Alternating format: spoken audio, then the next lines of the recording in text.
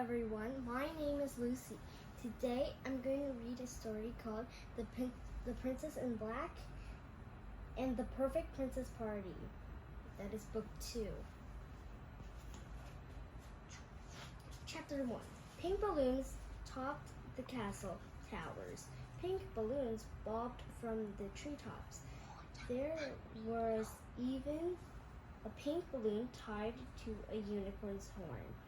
Today was Princess Magnolia's birthday. She wanted the party to be perfect. Princess Magnolia cleaned her tower room. She put her favorite fluffy dress. She polished her glass slippers. She frosted cupcakes. She looked outside her window.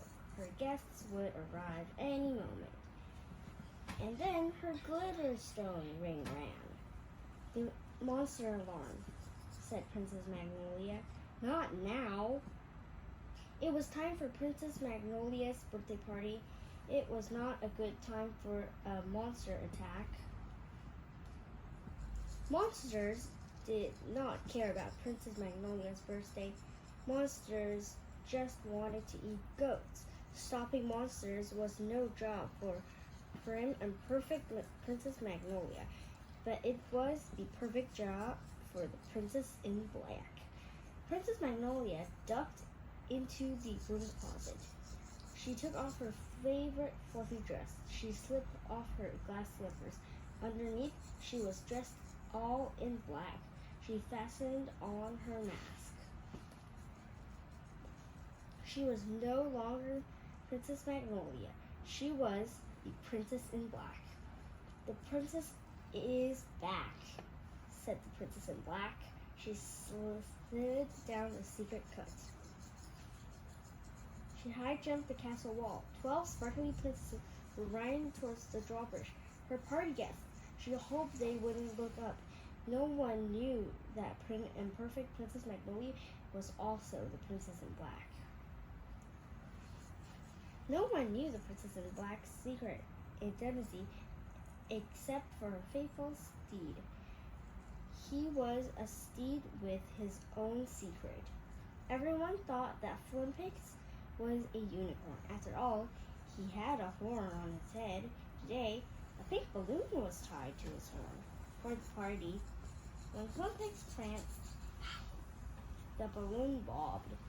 When Flimpix cantered, the balloon swayed. Flimpix was in a festival mood. Until his glitter stone horseshoe rang, the monster alarm. Flimpix went into a secret passage. When he came out the other side, he was no longer Flimpix, the unicorn. He was Blackie, the Princess in Black's faithful pony.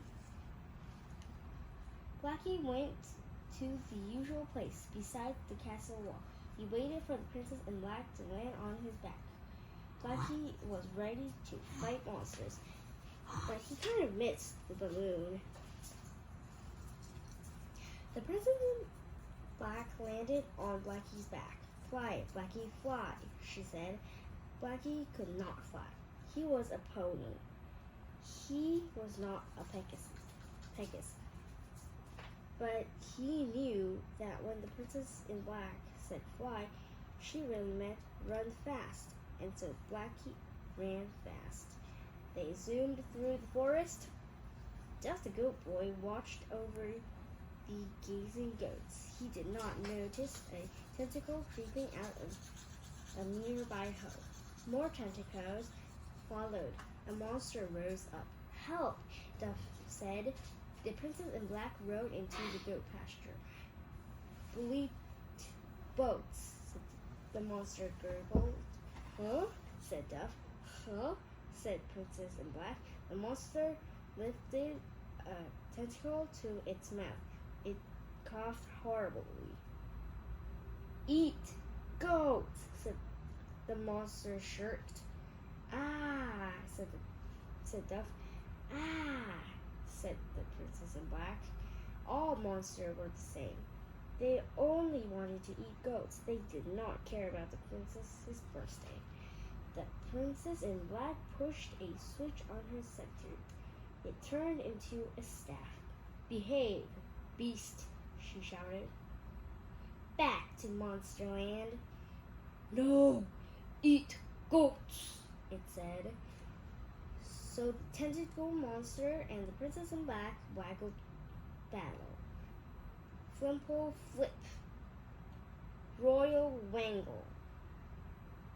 Tiara trip. Tentacle tangle. The monster went back into the hole. They always did, eventually. Hooray, said Duff. The princess in black waved.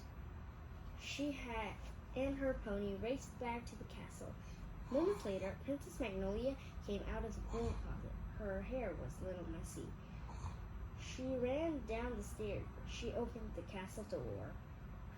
Happy birthday, shouted the 12 sparkly princesses.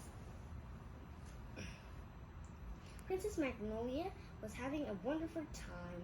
The sandwiches were delicious. The tablecloths were fancy. The princesses were delightful. It was a perfect party. Open the presents, says the Princess Snapdragon. Yes, do, said the other 11 princesses. Princess Magnolia clapped her hands. She could hardly wait. Oh, thank you, she said. Presents make the party particularly perfect. Just then, her glitterstone ring rang. It was time to open presents. It was no good time for a monster attack. What is that ringing noise? Asked Princess Snapdragon. It's an alarm, said Princess Magnolia. She could not tell them it was the monster alarm. Then they might guess that she was the Princess in Black. No one knew she was the Princess in Black, except Blackie, of course. That alarm means it's time for a game, said Princess Magnolia. Yay, said the Princess Bluebell. What game should we play? How about hide and seek, said Princess Magnolia. Not it. Princess Tulip was it. She counted. The princess sneaked away. Princess Honeysuckle hid under a table. Princess Portress hid behind the bathroom door.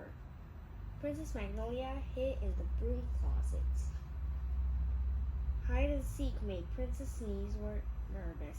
She was not afraid of hiding. She was afraid of never being found. Princess Sneezeworth blended in with the drapes. Princess Sneezeworth blended in with the table lamps. Princess Sneezeworth blended in with the rug. Princess Tulip walked by, but she did not notice Princess Sneezeworth. When Princess Sneezeworth sighed, she was lonely. The rug wasn't very good company. She had seen Princess Magnolia hide in the broom closet. She would follow. At least then she wouldn't have to hide alone. Princess Sneezeworth opened the closet. There was no Princess Magnolia's fluffy dress. There were her glass slippers, but there was no Princess Magnolia. That's curious, said Princess Sneezeworth. Where did she go? The Princess in Black was back in the goat pasture. Normally, fighting monsters was a pleasant way to pass an afternoon, but today she wanted to open presents. Behave, beast, she said. No, eat goats, said the scaly monster. The Princess in Black sighed. The monsters could be so exasperating.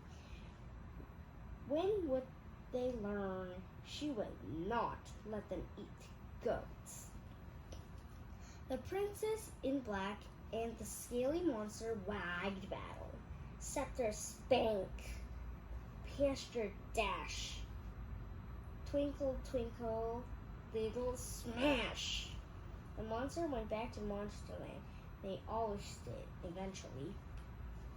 The princess in black raced back to the castle. She crawled back up the cut. She pulled on the fluffy dress. She slid on her glass slippers. "Where did you come from?" said a voice. Princess Magnolia froze. Princess Magnolia was not alone in the broom closet. "Who's there?" asked Princess Magnolia. "It's me, Princess Sneezewort." Princess Magnolia squinted. All she saw were some brooms.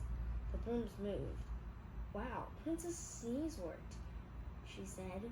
"You blended in with the brooms. You're really good at hiding." "So are you," said Princess Sneezewort. "I've been in this closet for an hour. I saw your dress. I didn't think you were in it." The closet door opened. "I found you," said Princess Tulip. "You two are good hiders. I checked this closet 3 times.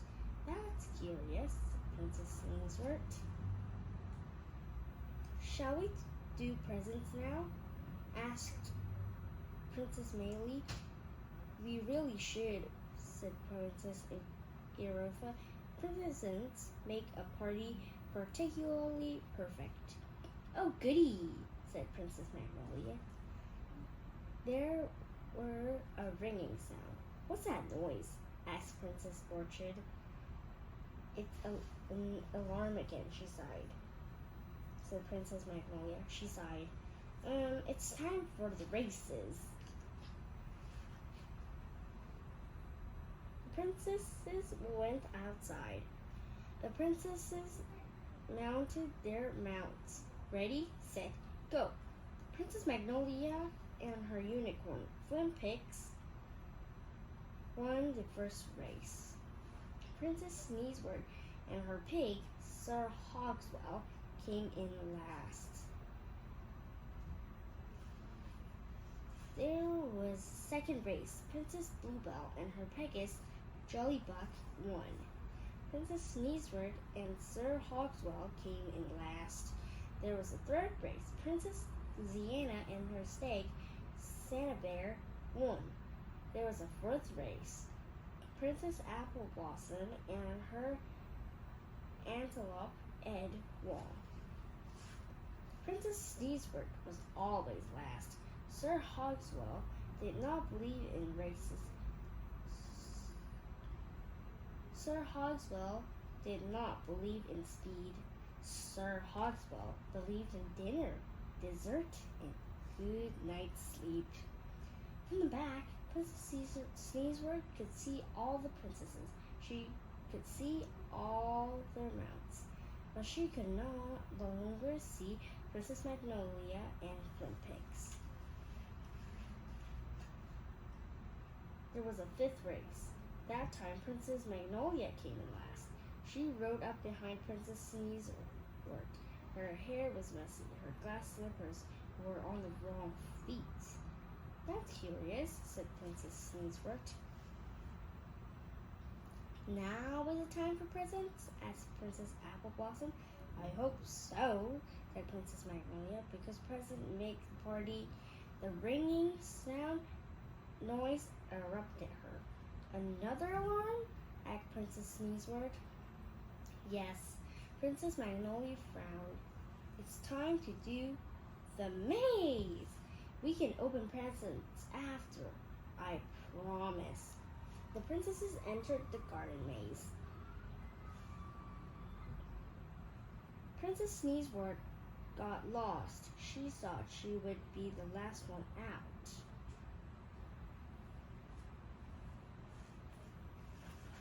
Eventually, she found the exit. 11 princesses were waiting, but one more was still in the maze. Finally, Princess Magnolia emerged. Her hair was even messier. Her dress was inside out. "That's remarkably curious," said Princess Sneezewort. "Now is the time for presents?" asked Princess Erofa. Said Princess Magnolia. She held her breath. She listened. She looked at her ring. No ringing. "Yes," she said. "It's really is time for presents. The princesses went back to the tower. They sat on sofas. Princess Hayakrinch handed Princess Magnolia the first gift. It felt heavy and round. Could it be a racing helmet, a goldfish bowl, a crystal ball? Princess Magnolia couldn't wait to see. Then something happened. Something that made Princess Magnolia want to cry. Her glitter stone ring ran. It was really, really time for presents. It was a really, really bad time for a monster attack. Does that monster alarm means it's time for a present? Said Princess Honeysuckle. Princess Magnolia whimpered. Please stay here.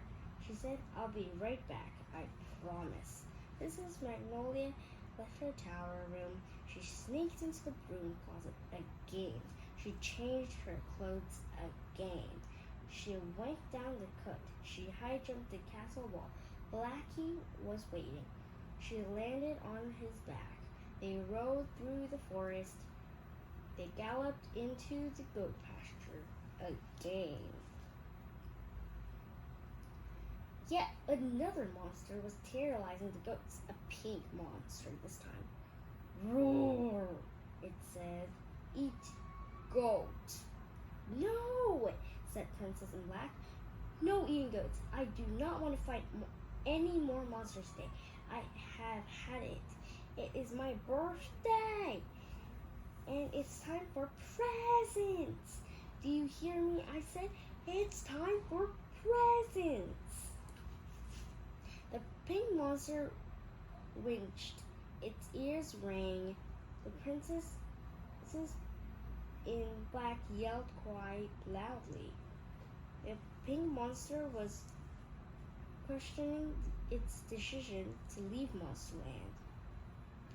Sure, Monsterland had no goats, but it also had no yelling princesses. Now things were awkward. It seemed today was Princess in Black's birthday. She was expecting presents, and the pink monster hadn't brought a thing. He checked its pockets. Oh goody, stones.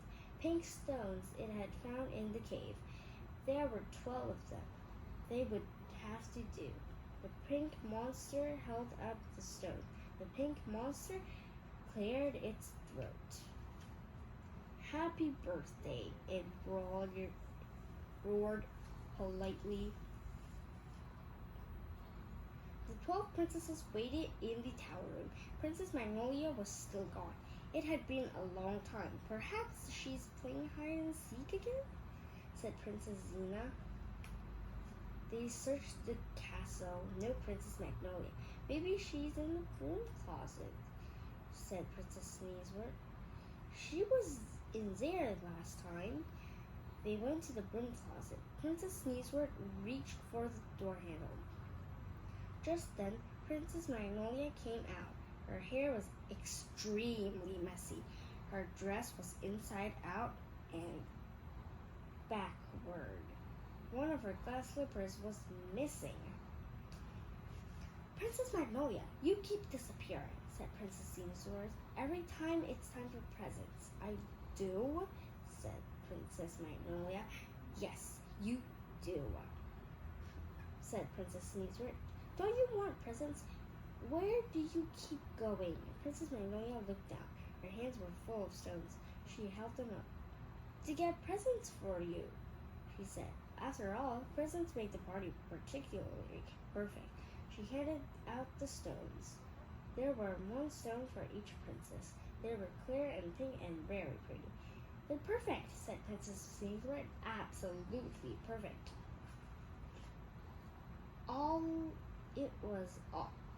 It all was the company, the games, the gifts. It was the most perfect party Princess Magnolia ever had. Thank you everyone for listening and watching. Bye bye.